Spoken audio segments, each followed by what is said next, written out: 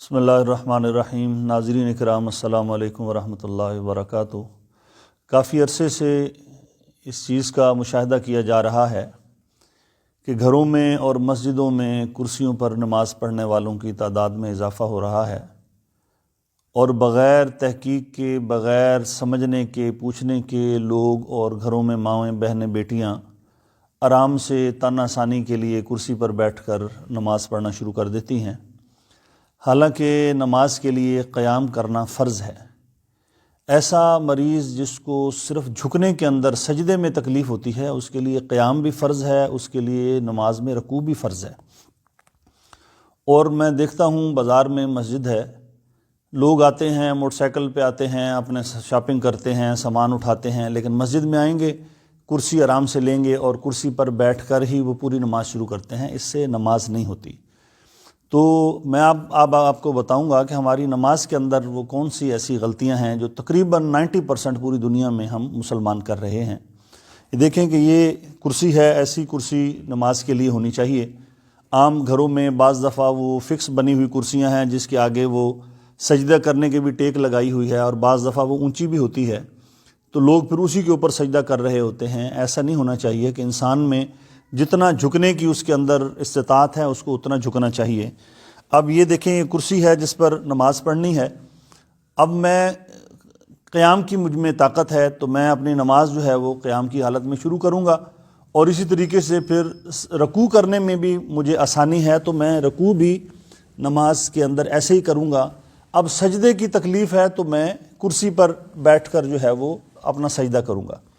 اور اس سجدے کے لیے آپ نے دیکھا ہوگا کہ لوگ جو کرسیوں پر نماز پڑھتے ہیں ان کے اندر جو بڑی غلطی یہ ہے کہ وہ نماز کرسی پر شروع کر کے رکوع کے اندر وہ اتنا جھکتے ہیں، اور پھر سجدے میں جانے کے لیے آپ نے دیکھا ہوگا 90% یا 95% لوگ ایسے سجدہ کرتے ہیں۔ یہ بالکل غلط بات ہے، پتہ نہیں کہاں سے لوگوں نے لے لی ہے۔ ایسے سجدہ نہیں کرنا۔ وہ میرے بزرگ اور مائیں بہنیں بیٹیاں جن کو رکوع اور سجود میں شرعاً واقعی اتنی تکلیف ہے کہ نہ وہ کھڑی ہو سکتی ہیں نہ وہ بیٹھ سکتی ہیں، ان کے لیے یہ ہے کہ جب وہ نماز پڑھ رہی ہیں یا وہ حضرات جو نماز پڑھ رہے ہیں رکوع میں وہ اتنا جھکیں گے، سمیع اللہ لمن حمیدہ کر کے۔ اب سجدے میں ہاتھ باہر نہیں نکالنے بلکہ سجدے میں زیادہ جھکنا ہے، جتنا وہ آسانی کے ساتھ وہ جھک سکتے ہیں اس کے لیے جھکنا ہے۔ تو یہ طریقہ بالکل غلط ہے کہ جو لوگ رکوع میں تو اتنا جھکتے ہیں اور سجدے میں ہر کوئی اپنا ہاتھ باہر نکالتا ہے۔ یہ غلطی ذہن میں رکھیں کہ سجدے میں باہر ہاتھ نکالنا کوئی جائز نہیں ہے اور کوئی ضروری نہیں ہے، نہ یہ کوئی دین کا مسئلہ ہے۔ ہر کوئی زیادہ ہاتھ نکال رہا ہے، کوئی تھوڑا ہاتھ نکال رہا ہے۔ سجدے میں آپ کے ہاتھ ادھر ہونے چاہیے۔ رکوع اتنا اگر آپ جھک سکتے ہیں ٹھیک ہے، سمیع اللہ لمن حمیدہ کہہ دیا۔ اب سجدے کے لیے آپ کو زیادہ جھکنا جتنا آپ آسانی کے ساتھ جھک سکتے ہیں۔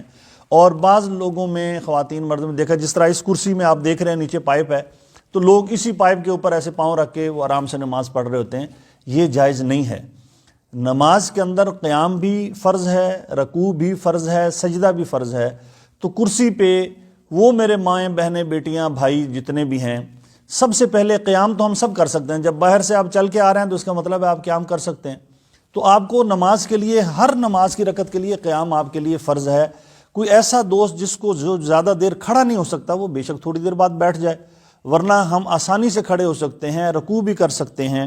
اور سجدے میں جن کو کمر کی یا ٹخنوں کی، گھٹنوں کی شدید تکلیف ہے وہ صرف سجدے میں کرسی پہ بیٹھ کے کریں۔ اور اس کو جو بھی میں نے طریقہ بتایا کہ ہاتھ باہر نہیں نکالنے بلکہ ہاتھ اپنی جگہ پر رکھنے ہیں، اس چیز کا آپ خیال کریں۔